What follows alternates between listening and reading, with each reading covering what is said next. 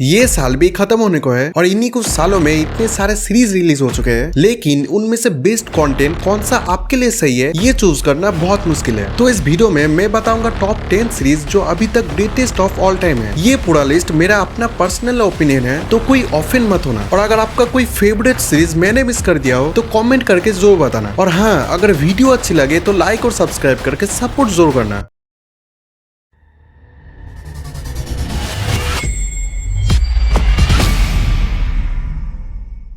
पहला सीरीज हम एक एनिमे से शुरू करते हैं और हो सकता है मेरी तरह आपके लिए भी ये फर्स्ट ऐसा एनिमे होगा जिसको देखने के बाद एनिमे देखने का नशा चढ़ा होगा। पूरी स्टोरी घूमती है एक जीनियस लड़का लाइट यागामी के अराउंड, जिसको एक दिन एक ऐसा नोटबुक मिलता है जिसमें वो जिस भी इंसान का नाम लिखेगा वो मर जाएगा। अब उसे पकड़ने के लिए एक जीनियस डिटेक्टिव सामने आता है और उन दोनों के बीच पकड़म पकड़े का एक ऐसा डेडली गेम शुरू होता है जहाँ जो पहले पकड़ा जाएगा वो मारा जाएगा। सिर्फ एक कार्टून समझकर अगर आप सोच रहे हो कि कितना अच्छा होगा तो शायद आप एक मास्टरपीस मिस कर रहे हो। स्टार्टिंग में भले इसका एनिमेशन थोड़ा सा डल लगे, लेकिन इसे एक बार देखना स्टार्ट कर दिया तो इसके कॉन्सेप्ट और प्लॉट ट्विस्ट में इतना घुस जाओगे कि आप इसके एनिमेशन क्वालिटी को भी इग्नोर कर दोगे। अब ये हिंदी डब में भी आ चुका है तो इसे जरूर देखना। ऐसा बहुत कम होता है कि मैं किसी सीरीज को एक ही बारी में पूरा खत्म कर दूं, और हो सकता है शायद आप भी वैसा ही कर दो। सीरीज का नाम है फ्रॉम, जिसकी कहानी एक ऐसे टाउन में सेट है जहां अगर कोई एक बार अंदर चला जाता है तो वो कभी बाहर नहीं निकल पाता। और इतना ही नहीं, रात होते ही जंगल से कुछ मॉन्स्टर्स निकल आते हैं जो इंसानों का गेम ओवर कर देता है। मेरे हिसाब से ये सीरीज इस लिस्ट में डेफिनेटली डिजर्व करती है, क्योंकि इसका स्टोरी इतना यूनिक और फ्रेश है कि पूरी सीरीज बिंज वॉच करने का दम रखता है। हर एपिसोड में टेंशन बढ़ते रहता है और वो स्क्रीन पर क्लियरली फील होती है। एक दिक्कत है, इसके टोटल 3 सीजन्स आ चुके हैं, उसके बावजूद आपके दिमाग में जो सवाल घूम रहे होते हैं उसके आंसर्स अभी तक क्लियर नहीं मिलते। अब तो सिर्फ इसका 4th सीजन का इंतजार है। जब हर कोई सिर्फ स्क्विड गेम की ही बातें कर रहा था तब मैंने इस सीरीज को देखना स्टार्ट किया और अब ये मेरा one of my best survival genres में से एक बन चुका है। मैं बात कर रहा हूँ एलाइस इन बॉर्डरलैंड की, और जिन्होंने भी इसे देखा उन्हें लिटरली पता है कि ये स्क्विड गेम का भी बाप है। तो कहानी है आरिसु की, जो बेरोजगार है और पूरे दिन गेम खेलता रहता है। पर एक दिन वो अपने 2 दोस्तों के साथ अचानक एक स्ट्रेंज पैरेलल वर्ल्ड में पहुंच जाता है जहां जिंदा रहने के लिए लोगों को डेंजरस गेम खेलने पड़ते हैं। इसे स्क्विड गेम के साथ बिल्कुल भी कंपेयर मत करना, क्योंकि ये उससे फार बेटर है, चाहे बात इमोशंस की हो या गेम्स की। इमोशंस इतने रियल लगते हैं कि आप साइड कैरेक्टर्स के पेन को भी फील कर पाओगे, और जो गेम्स यहाँ दिखाई गई है वो बिल्कुल भी बच्चों वाला नहीं है। जो कैरेक्टर डेवलपमेंट और वर्ल्ड बिल्डिंग इस सीरीज में देखने को मिलती है वो किसी भी लाइव एक्शन सीरीज में मैंने तो अब तक नहीं देखे। हाँ, सीजन 3 थोड़ा सा डिसअपॉइंट जरूर करता है, लेकिन वो स्क्विड गेम के सीजन 3 से बेटर है, तो इसे जरूर देखना, आप स्क्विड गेम को भूल जाओगे। आपने कभी सोचा है कि सुपर हीरोज अगर हमारे अर्थ में रियल में एग्जिस्ट करते तो क्या होता? क्या वो मार्वल जैसा सुपर हीरोज होते या कुछ और? तो इसी पर बेस्ड एक पॉपुलर सीरीज है जिसका नाम है दी बॉयज, जिसकी कहानी एक ऐसे दुनिया पे सेट है जहाँ सुपर हीरोज तो रहते हैं लेकिन वो हीरोज कम विलेन ज्यादा लगते हैं। अब इसी करप्ट सिस्टम के अगेंस्ट एक छोटा सा ग्रुप खड़ा होता है जो इन सभी हीरोज का असलियत दुनिया के सामने लाना चाहता है, और उसी ग्रुप का नाम होता है दी बॉयज। जब मार्वल ने अपना एंड गेम रिलीज किया उसका 3 महीने बाद उसका ऑपोजिट एक ऐसा सीरीज आया जो लोगों को इतना पसंद आया कि उसका हर एक सीजन रिकॉर्ड पे रिकॉर्ड तोड़ता गया। अब हर कोई इसका सीजन 5 का इंतजार कर रहा है और उसी लिस्ट में मैं भी हूँ। स्टोरी एकदम रियलिटी चेक लगता है, साथ ही विजुअल्स इतने कमाल के हैं क्या बताओ। अगर आप कोई बैडेस्ट सुपर हीरो सीरीज ढूंढ रहे थे तो इसे जरूर देखना, ओनली फॉर 18+ लोगों के लिए है।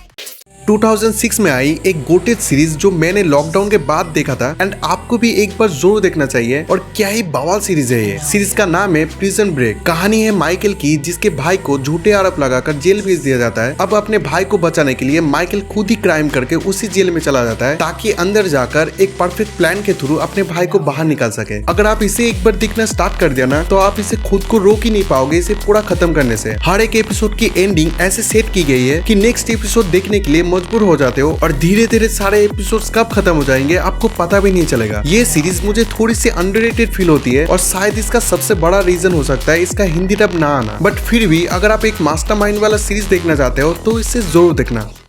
यार, मैं इस सीरीज को हमेशा ये सोचते हुए टालता गया कि इसका कभी ना कभी हिंदी डब आएगा तब मैं अच्छे से देखूंगा, और जब फाइनली इसे देख चुका हूँ और मेरे दिमाग का जो भरोसा उठा है क्या बताऊं। सीरीज का नाम है डार्क, और जैसा इसका नाम है वैसा ये सीरीज है। स्टोरी विंडेन नाम के एक छोटे से टाउन से शुरू होती है जहाँ एक बच्चे के गायब होने के बाद एक ऐसा चेन रिएक्शन स्टार्ट होता है जो पास्ट, प्रेजेंट और फ्यूचर तीनों को जोड़ देता है। जैसे जैसे स्टोरी बढ़ती है हर कैरेक्टर की कनेक्शन और हिडन सीक्रेट सामने आते हैं और आपका दिमाग लिटरली उस लूप में फंस जाता है। शायद यही एक लौता सीरीज सीरीज है जिसका अगर मैं स्पॉइलर देना भी चाहूँ तब भी स्पॉइलर नहीं दे सकता। इसे ना देखने का सबसे बड़ा 2 रीजन, जिसमें पहला जो हर कोई इसे देखना तो चाहता है लेकिन लैंग्वेज बैरियर की वजह से शुरू ही नहीं कर पाते, और दूसरा एक डाउट जो सबके दिमाग में रहता है, क्या मैं इसे समझ भी पाऊंगा। मेरी मानो तो इसे देखते वक्त छोटा छोटा नोट्स बना लेना जिससे समझने में आसानी हो, और अगर फिर भी समझना है तो यूट्यूब बाबा तो है ही। एंड में सिर्फ यही बोलूंगा कि टाइम टेबल पर बेस्ड अगर कोई ट्रू मास्टरपीस है तो यही है।